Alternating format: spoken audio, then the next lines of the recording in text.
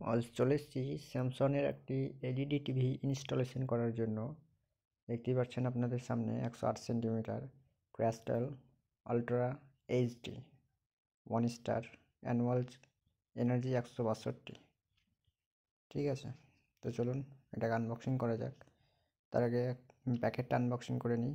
প্যাকেটটা আমাদের হাত দিয়ে পাঠানো হয়েছে, কোনো কাস্টমার বা কোনো ডিলারকে দেওয়া হয় না, এটা টেকনিশিয়ানের হাত দিয়েই পাঠানো হয়।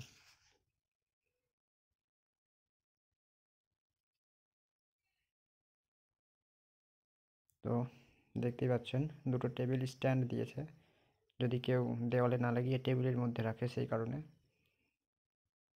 সুন্দরভাবে প্যাক ট্যাপ করে রাখা আছে। যেহেতু কাচের একটু ঠোকা ফোকা লাগলেই ভেঙে যায়, সেই কারণে সুন্দরভাবে টাইটভাবে প্যাকিং করা ছিল।